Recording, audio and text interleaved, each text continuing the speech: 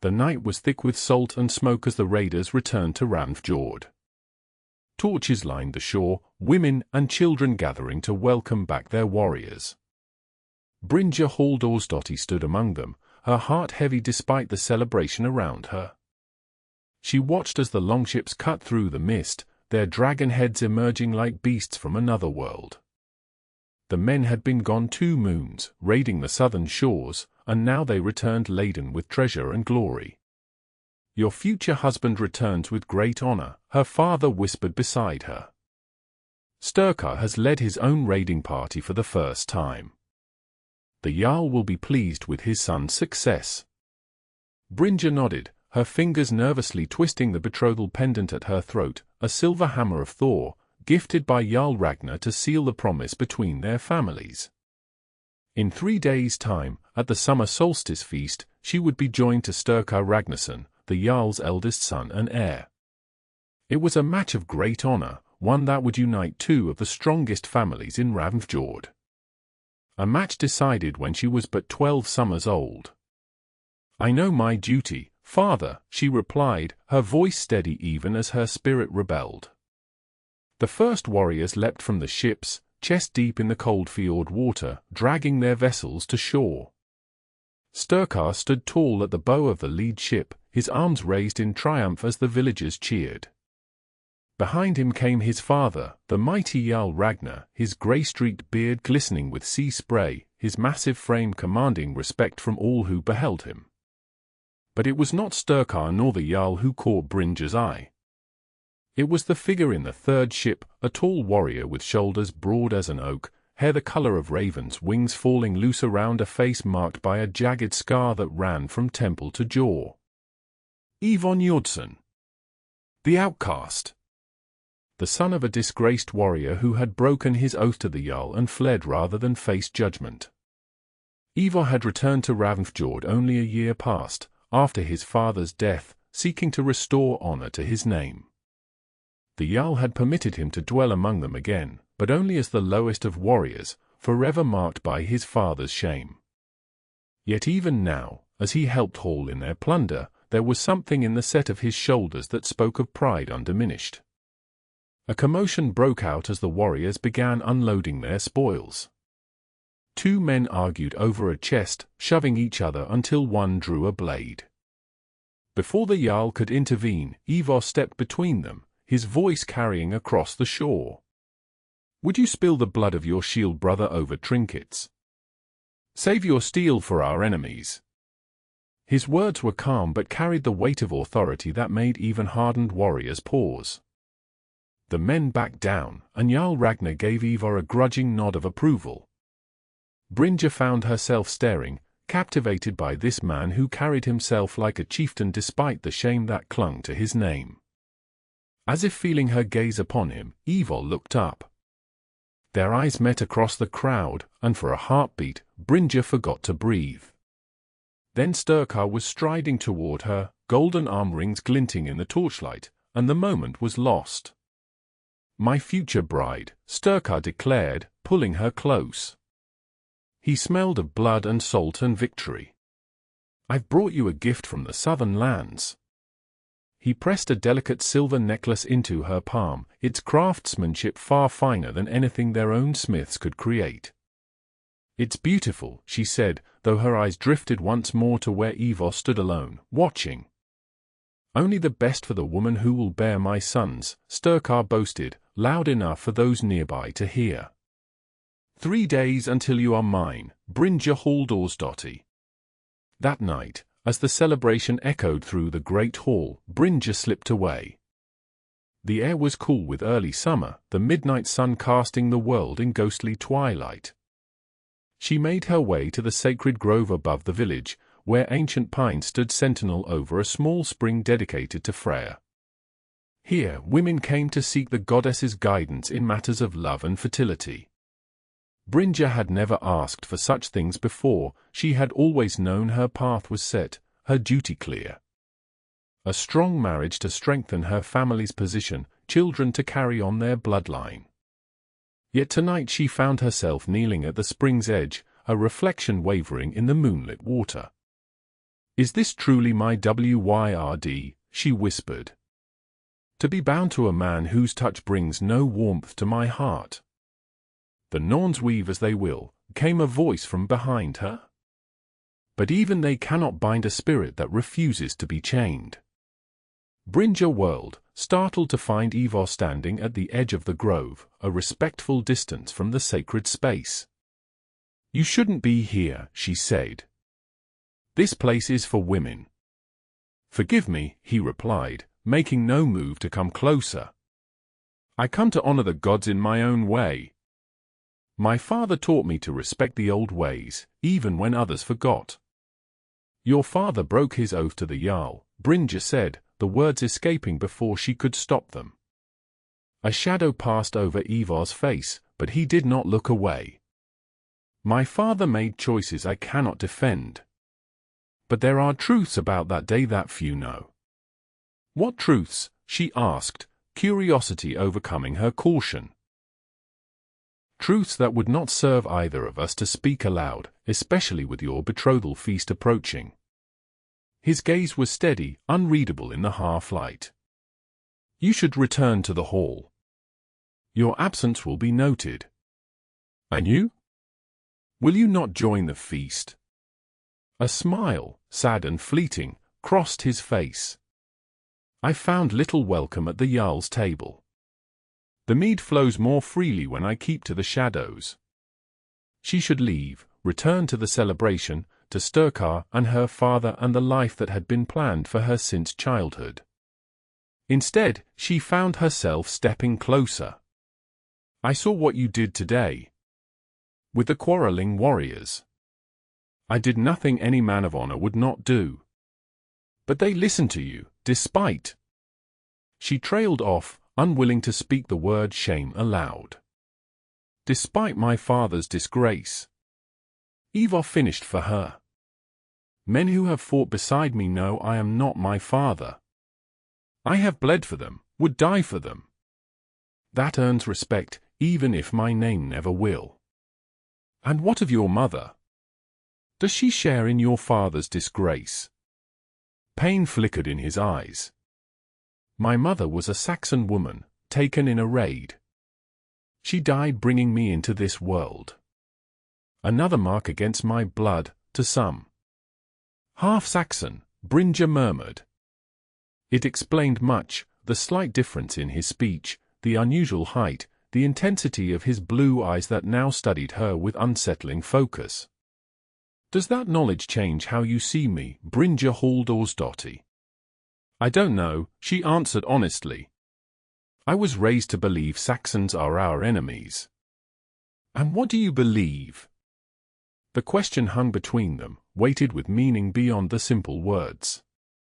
Before she could answer, voices called her name from the path below. The search party her father had undoubtedly sent when he discovered her absence. I must go, she said quickly. Ivar nodded, already fading back into the trees. The Saxons have a saying, the heart knows no boundaries said by men. Perhaps there is wisdom even in the words of enemies. Then he was gone, leaving Brynja with questions she had never thought to ask and a strange warmth in her chest that had nothing to do with the summer night. The next morning dawned clear and bright, the fjord glittering like polished steel beneath the summer sun. Brynja worked alongside the other women, preparing for the great feast that would celebrate both the successful raid and her upcoming wedding. Her fingers moved mechanically through the familiar tasks, grinding grain, kneading dough, stirring great cauldrons of stew, while her mind wandered to the strange encounter in the grove. Your thoughts are far away, daughter, said her mother, Sigrid, as they worked side by side. I'm only thinking of the wedding, Brynja replied, the lie bitter on her tongue. Sigrid's weathered hands paused in their work. When I was to be married to your father, I too had doubts. Brynja looked up in surprise. Her parents' marriage had always seemed as solid as the mountains that framed their fjord. You never told me that. What purpose would it have served? Sigrid smiled gently. I grew to love him, as you will grow to love Styrkar.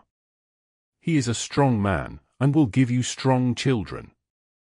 In time, contentment follows. Is contentment enough? Brynja asked softly. For a woman of our standing? It must be. Her mother's voice was kind but firm. We do not have the luxury of following our hearts like characters in the Scald's tales. Our marriages build alliances, strengthen bloodlines, ensure survival. Before Brynja could respond, a commotion erupted outside the cooking shed. Women rushed to see what was happening, and Brynja followed. In the center of the village, a group of warriors had gathered. At their center stood Styrkar and Ivar, facing each other like wolves preparing to fight. You question my account of the battle. Styrkar's voice rang out, his hand resting meaningfully on his sword hilt. I question only the wisdom of attacking the monastery at dawn, when we agreed in council to wait until nightfall, Ivar replied, his stance relaxed but alert.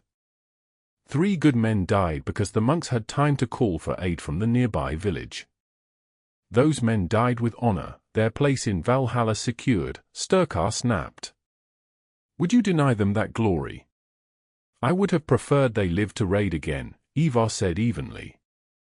Dead men bring no wealth to their families, no matter how glorious their end. Styrkar's face flushed with anger. You speak of honor? You, whose father fled rather than face judgment for his crimes. Perhaps the Saxon blood in your veins makes you a coward too. A dangerous stillness came over Ivar. The crowd tensed, many hands moving to weapons. Blood feuds had started over less. Strike me if you will, Ivar said quietly. But know that I speak only out of care for our people. For a moment, it seemed Styrkar would indeed draw his blade. Then Jarl Ragnar's voice cut through the tension. Enough! The chieftain strode into the circle, his presence commanding immediate attention. My son led the raid as was his right as heir. The decision was his to make. Yes, my Jarl, Ivar said, inclining his head in deference. And you, Ragnar continued, turning to his son, would do well to listen to the counsel of all your warriors, not just those who tell you what you wish to hear. A wise leader knows the value of differing voices. Styrkar's jaw clenched, but he too bowed his head. Yes, father. Now go, both of you. There is work to be done before the feast. Ragnar's tone made it clear the matter was closed. As the crowd dispersed, Brynja caught Ivar's eye once more. This time, he held her gaze for a long moment before turning away. She felt the weight of that look like a physical touch, and something shifted inside her, a recognition that the path she had always thought immutable might not be the only one before her. That afternoon, as Brynja carried water from the well to her home, she found Ivar waiting in the shadow of the storehouse, away from curious eyes. You shouldn't be here, she said, though she made no move to leave. I wanted to apologize for the disturbance earlier. It was not my intention to cause discord so close to your wedding. Is that the only reason you sought me out? The boldness of her own question surprised her. A hint of a smile touched his lips. No, he admitted. I find myself thinking of our conversation in the grove. Of the question you left unanswered. Brynja set down her water bucket, her heart pounding so loudly she was certain he must hear it. What question was that? Whether you believe what you were taught about enemies. About Saxons. His voice dropped lower. About me. She should walk away. Return to her duties, to the life mapped out for her. Instead, she found herself stepping closer to him, close enough that she could see the flecks of gray in his blue eyes. I was taught that a person's worth lies in their actions, not their blood, she said softly.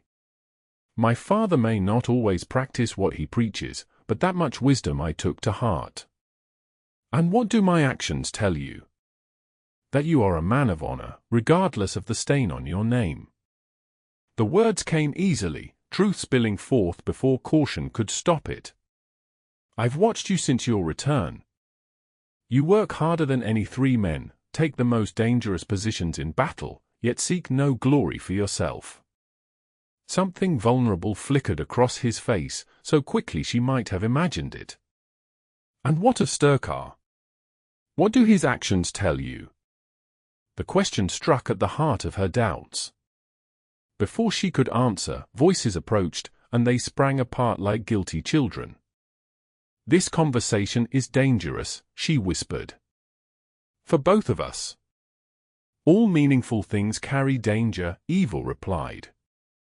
Meet me tonight, after the feast. At the old beech tree near the southern pasture. I cannot. You can. The choice is yours. With that, he melted away, leaving her alone with her racing thoughts and a decision that would change everything. The feast that night was a raucous affair.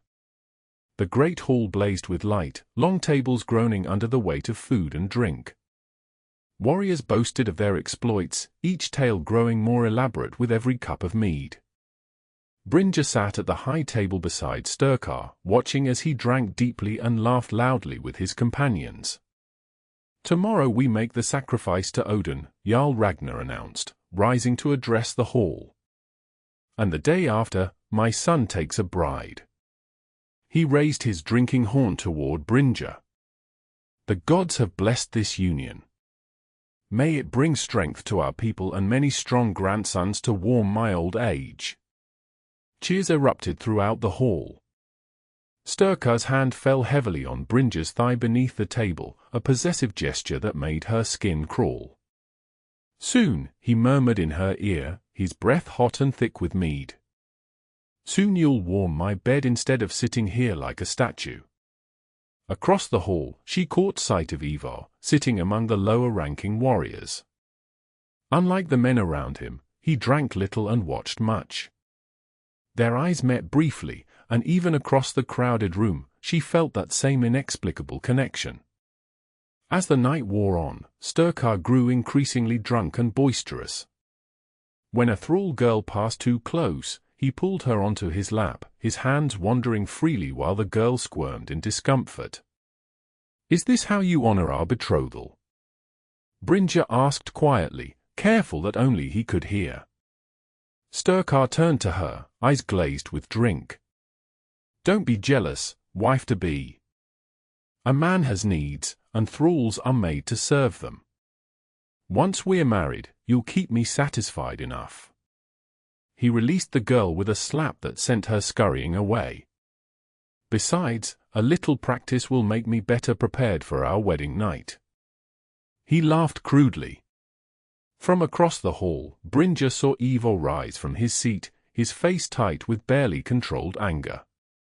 For a terrifying moment, she thought he might approach, but instead, he turned and left the hall altogether. Relief and disappointment warred within her. Later, as the celebration began to wane, Styrkar passed out at the table, face down in a pool of spilled mead. It was not an uncommon end to a feast, but it gave Brynja the opportunity she had been both dreading and anticipating.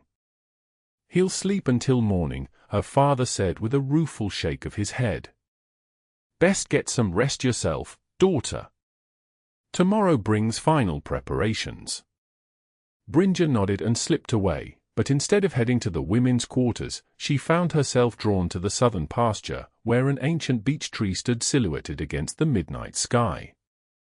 She told herself she was going only to tell Ivar that whatever had sparked between them must be extinguished before it brought disaster upon them both. He was waiting, as he'd said he would be, his tall form leaning against the massive trunk. I didn't think you would come, he said softly as she approached. Nor did I, she admitted. This is madness. Perhaps. He stepped closer, his movement careful, as if approaching a wild creature that might flee. Or perhaps madness is binding yourself to a man who treats thralls with more desire than his own betrothed. Heat flared in her cheeks. You saw. The whole hall saw. Few cared, His voice was gentle but edged with anger not directed at her. "Is that the life you want, Brynja? To be one of many in his bed, valued only for the sons you might bear him?" "What I want doesn't matter," she said, the words bitter on her tongue. "The match is made. The bride price paid. My father's honor and mine are bound to this union. And if there was another way?" Ivar asked, close enough now that she could feel the warmth radiating from him in the cool night air. "There is no other way." But even as she spoke, her body betrayed her, swaying toward him like a flower seeking the sun. "There is always another way for those brave enough to seize it." His hand rose, hesitated, then gently tucked a strand of hair behind her ear. The simple touch sent lightning through her veins. "I leave for the Thing in 2 days' time." The Thing, the annual assembly where free men from all over the region gathered to settle disputes, make laws, and conduct trade. It would be held far to the north this year. "You won't attend my wedding?" The thought brought a strange pang. "I could not bear to watch," he confessed, the raw honesty in his voice stripping away her defenses. "But I will return. And when I do, I intend to challenge the stain on my family's name.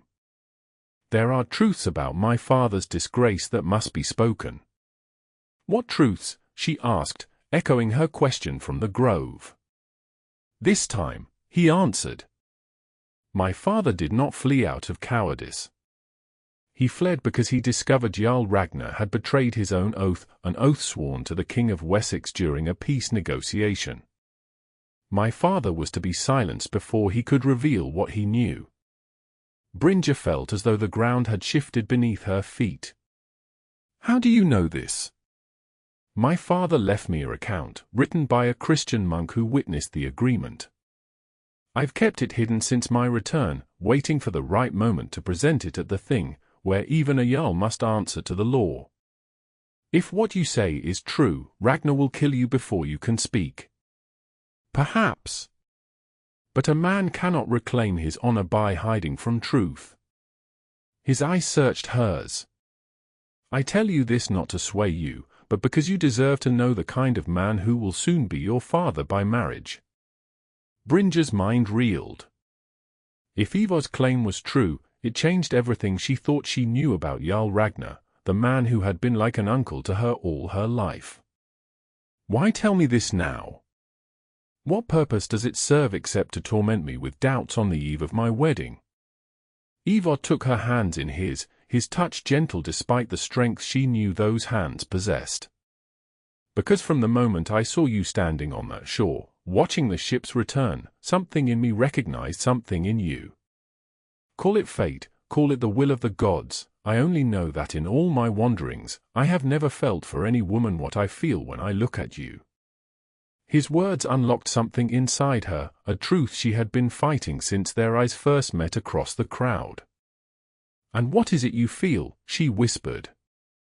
Instead of answering with words, he bent slowly toward her, giving her every chance to pull away. But she didn't. When his lips touched hers, it was like drinking fire, consuming, transforming, terrible in its beauty. Her hands found their way to his shoulders, then slid up to tangle in his hair as the kiss deepened. In that moment, all thoughts of duty and honor fled before the storm of feeling that engulfed them both. When they finally broke apart, breathless and shaken, Brynja knew her life had changed irrevocably. No matter what happened next, she could never again pretend that duty alone would satisfy the longing in her soul. "I should go," she said, though every part of her rebelled at the thought. "I know." He pressed his forehead to hers, their breath mingling in the small space between them. "But know this, I will return from the Thing with my father's name cleared, or I will not return at all. And if I succeed, I will have the standing to offer for you properly. By then I will be Styrkar's wife. Not if you ask for the ceremony to be delayed." His eyes held hers, intense with conviction. "Claim a sign from the gods, an ill omen, a dream, anything that might postpone the wedding until after the thing. It would not be unheard of. And if your challenge fails? If you don't return?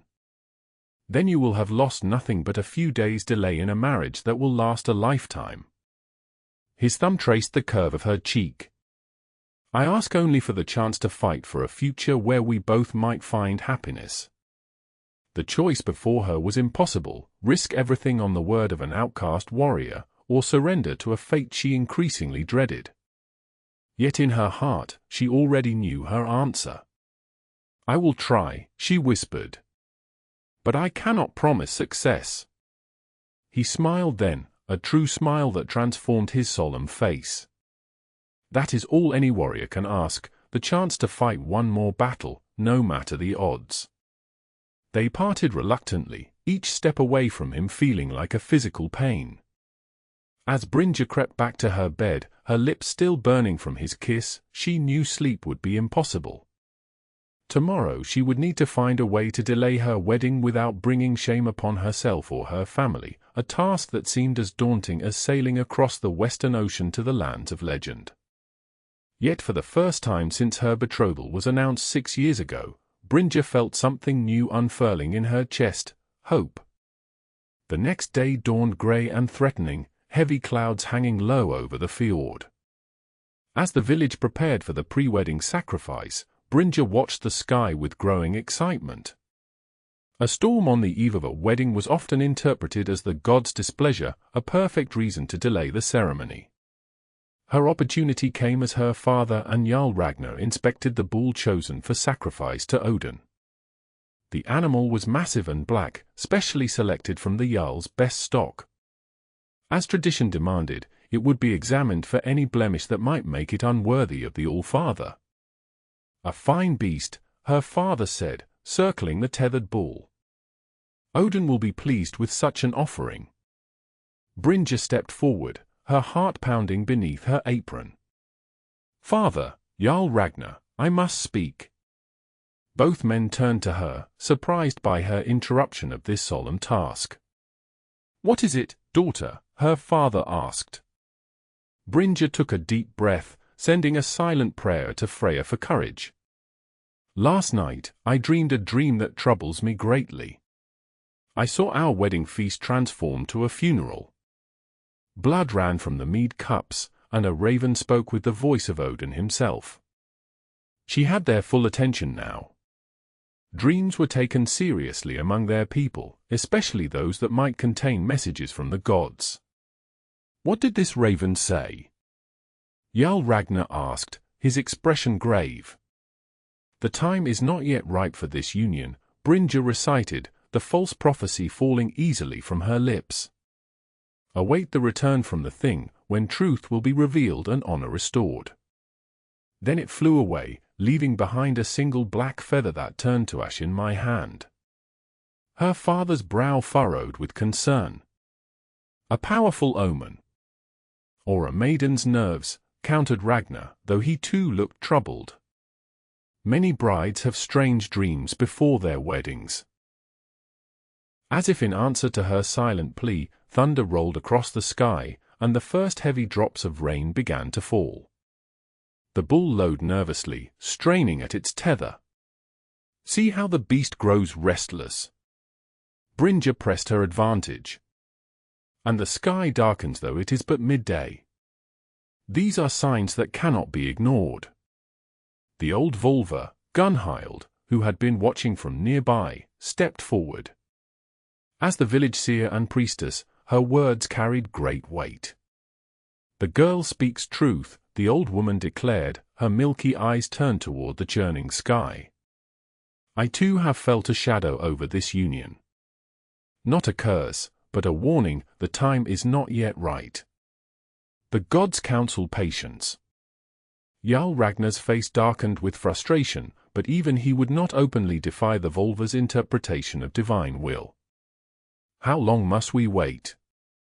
"The preparations are made, the guests arriving." "Until after the thing," Gunhild replied without hesitation. "When the men return, the gods will shall be clear." Styrkar pushed through the gathering crowd, his face thunderous. This is nonsense. A dream and a little rain?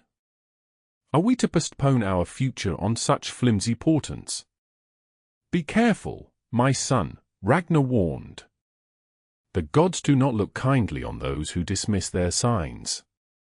As if to emphasize his words, lightning split the sky, followed immediately by a deafening crack of thunder. The sacrifice bull broke free of its tether, charging through the crowd before disappearing into the forest. A murmur ran through the assembled villagers. A sacrifice animal escaping was one of the worst omens possible before a wedding. It is decided, Brynja's father announced, his voice carrying authority despite the rain now falling steadily around them. The wedding will be postponed until after the thing. When our men return, we will seek new omens from the gods. Relief washed over Brynja, so powerful she felt her knees might buckle. She had bought time for herself, and for Ivar to make his challenge at the thing. Styrkar stormed off, cursing the gods and the weather alike. Jarl Ragnar followed, attempting to calm his son's rage. As the crowd dispersed, seeking shelter from the strengthening storm, the Volva caught Brynja's arm. Be careful, child, the old woman whispered, her grip surprisingly strong. I spoke truly of the shadow I sensed, but there is more you haven't shared. A heart divided brings pain before joy. Before Brynja could respond, the seer released her and hobbled away, leaving her to wonder just how much Gunhild truly knew. That evening, as the storm raged outside, Brynja met Ivar one last time before his departure for the thing. They stood in the shelter of an abandoned boathouse, the crash of waves against the shore masking their words from any who might pass by. The gods favored us today, Ivar said, his face lit briefly by a flash of lightning. Word of the postponement has spread through the village like wildfire. It buys us time, nothing more, Brynja cautioned. Styrkar is furious. He suspects some trick. Let him suspect. In 10 days' time, I will present my evidence at the thing. If the law speakers rule in my favor, my father's name will be cleared, and with it, mine. And if they don't? Ivar's expression grew solemn. Then I will likely not return alive. Challenging a Jarl's honor is not done lightly, especially by one whose standing is already compromised. The thought of never seeing him again sent a spike of fear through her heart. There must be another way. There isn't. He took her hands in his. Brynja, I have lived in the shadow of my father's supposed cowardice all my life. Even if there were no hope of a future with you, I would still make this challenge. Some things are worth dying for: honor, truth, love. The word hung between them, powerful and dangerous. Neither had spoken it aloud until now. Is that what this is? She whispered. Love? After so short a time. The Skald sing of warriors who knew in an instant that they had found the other half of their soul. His thumb traced circles on the back of her hand. I never believed such tales until I saw you on that shore. Brynja felt tears spring to her eyes. All her life she had been taught that marriage was about duty and alliance, not the wild, consuming feeling that flooded her whenever evil was near. Yet here it was, undeniable, irresistible. I will wait for word from the thing, she promised. But know this, if you do not return, I will not marry Styrkar. I would rather flee to the Christian lands or take the Volva's path than bind myself to a man I cannot love. Ivar pulled her close, his embrace fierce and protective. May it not come to that. But if it does, remember that a true heart finds its way home, even across the boundaries of death itself. They parted with a kiss that tasted of salt and promise, each knowing it might be their last. The next morning, Ivar and 30 other men from Ravnfjord departed for the thing, a journey of 5 days north. Brynja watched from the hillside as the party disappeared around the bend in the fjord, her prayers going with them. The days that followed passed with agonizing slowness. Styrkar avoided her, spending his time hunting or drinking with his companions. Jarl Ragnar was coolly polite when their paths crossed, but she could sense his displeasure at the delay. Only the continued poor weather, unusual for midsummer, kept the villagers convinced that postponing the wedding had been the right decision. On the 7th day after the men's departure, as Brynja gathered herbs in the forest, she heard footsteps approaching. Looking up, she found herself face to face with Astrid, Styrkar's younger sister. "You're a fool if you think no one sees what you're doing," Astrid said without preamble. Brynja straightened, her heart racing. "I don't know what you mean." "Don't you?" Astrid's eyes narrowed. The convenient dream, the storm that everyone agrees came at just the perfect moment, and the way you look at that outcast, Ivar. Did you think you were being subtle? "Whatever you think you know, I know enough," Astrid cut her off. "My brother may be too proud to see it, but I'm not blind. You've fallen for Njordson, haven't you? The son of an oathbreaker and a Saxon slave." Brynja felt her cheeks burn, but she lifted her chin defiantly. "And if I have? What then?" Astrid's expression softened unexpectedly. "Then you're braver than I gave you credit for. Or more foolish. You won't tell Styrkar. What good would it do? He's wanted you since you were both children. Being denied only makes him want you more." Astrid sighed, sitting on a fallen log. "Besides, I've seen how he treats women. You deserve better." Surprised by this unexpected ally, Brynja sat beside her. "Your brother is your Jarl's heir. Many would consider me fortunate. Many have not grown up watching him take what he wants without thought for others." Astrid plucked a wildflower, twirling it between her fingers. "Our mother tried to gentle him, but she died when he was young. Since then, father has encouraged his worst tendencies, believing strength is all that matters in a leader." They sat in silence for a moment, an unexpected understanding growing between them. "What will happen when the men return from the thing?" Brynja finally asked. Astrid's expression grew troubled. "I don't know. But I've heard whispers that Ivar means to challenge my father's account of what happened with his father. If that's true—" She let the thought hang unfinished. "If that's true, then what?" "Then pray to all the gods that his evidence is irrefutable. My father does not forgive those who question his honor." Astrid rose, brushing leaves from her skirt. "Be careful, Brynja. Whatever happens at the thing, you'll need your wits about you when they return." With that warning, she disappeared back into the forest, leaving Brynja with a new ally, and new fears for what was to come. 3 more days passed, each longer than the last. On the morning when the men were expected to return from the thing, Brynja woke from a dream of blood and ravens to find the sky clear and bright for the first time in a week. The change in weather should have been welcome, but instead, it filled her with dread, as if the storm that had granted her reprieve had finally exhausted itself. By midday, Lookout spotted the returning party.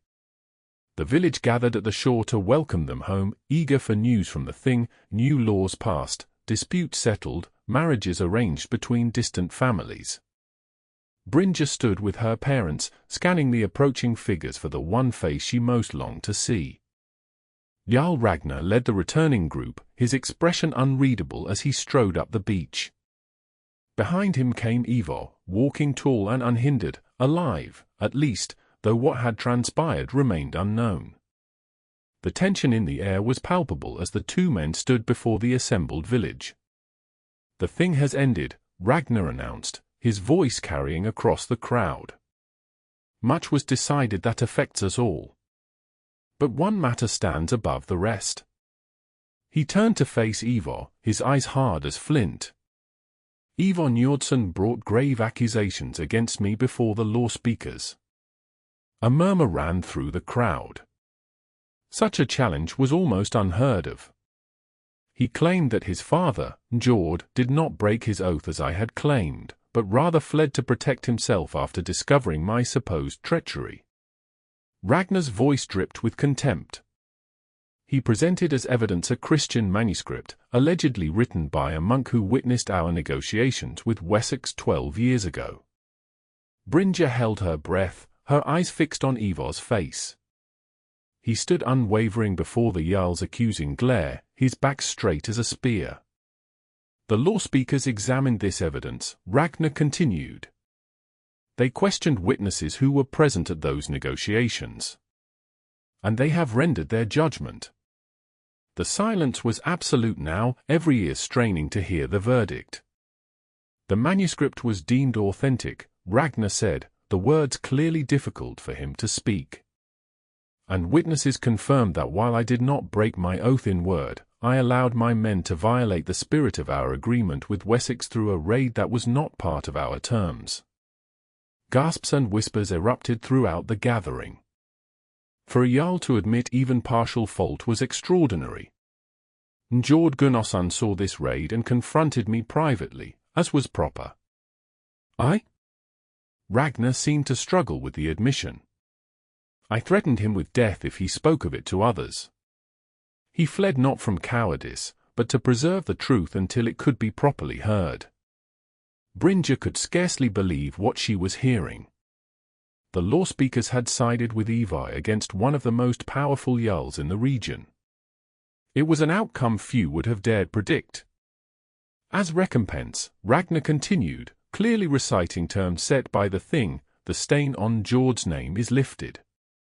His son, Ivar, is recognized as a man of honor, entitled to all rights and privileges of his father's standing before the dispute. He paused, jaw tight. Furthermore, I am bound to grant him one request, within reason, as acknowledgement of the wrong done to his family. At this, Ivar finally spoke, his voice clear and steady. I have made my request already, Jarl Ragnar. And you have agreed to honor it. Ragnar nodded stiffly. So I have. Before all gathered here, I rescind the betrothal between my son Styrkar and Brynja Halldorsdottir. The crowd erupted in shocked exclamations. Brynja felt her mother's hand clutch her arm, heard her father's surprised intake of breath. Styrkar, who had been standing to the side, stormed forward. This is outrage, he shouted. You cannot break a betrothal of 6 years for the sake of an outcast's honor. The matter is decided, Ragnar said firmly. The bride price will be returned in full. Halldor has agreed to these terms. Brynja turned to her father in shock. You knew of this? Her father looked uncomfortable but nodded. The law speakers made their ruling 3 days ago. A messenger was sent ahead so I might be prepared. And you agreed? Her mother's voice was faint with disbelief. I had little choice. The thing's decision is binding on all free men. He glanced at Ivar, his expression unreadable. Besides, a father wants his daughter's happiness. I have not been blind to your feelings these past weeks. Before Brynja could respond, Ivar stepped forward, addressing her directly for the first time. Brynja Halldorsdottir, with your betrothal dissolved and my family's honor restored, I would speak with your father about a new arrangement, if that is your wish. All eyes turned to her, waiting for her response. In that moment, the weight of tradition and duty seemed to fall away, leaving only the truth of her heart. It is my wish, she said clearly, her voice carrying across the hushed crowd. Styrkar's face contorted with rage. You would choose him over me? The half-Saxon son of a disgraced man over the heir to Ravnfjord. I would choose the man who risked everything for truth and honor, Brynja replied steadily. The man who sees me as more than a vessel for sons or a prize to be won. This is not finished, Styrkar snarled, his hand going to his sword. But his father's arm shot out, restraining him. "It is finished," Ragnar said firmly. "The thing has ruled. To defy that ruling would make you the Oathbreaker, not Ivar." For a moment, it seemed Styrkar might draw his blade despite his father's warning. Then, with a curse, he turned and stormed away, several of his loyal companions following. As the crowd began to disperse, buzzing with the dramatic turn of events, Ivar approached Brynja and her parents. He carried himself differently now, the weight of shame lifted from his shoulders, his eyes clear and direct. "Halldor Eriksson," he addressed her father formally. "I would speak with you about your daughter's hand." Her father nodded, a hint of a smile touching his weathered face. "I believe we have much to discuss, Ivar Njordson. But first, perhaps you should speak with Brynja alone. There has been enough decided about her future without her voice being heard." With that surprising show of understanding, her parents withdrew, leaving Brynja and Ivar standing together before the village. For a moment, neither spoke, the enormity of what had happened settling over them. "You did it," Brynja finally said. "Your father's name is cleared. And you are free of your betrothal," Ivar replied, his eyes searching hers.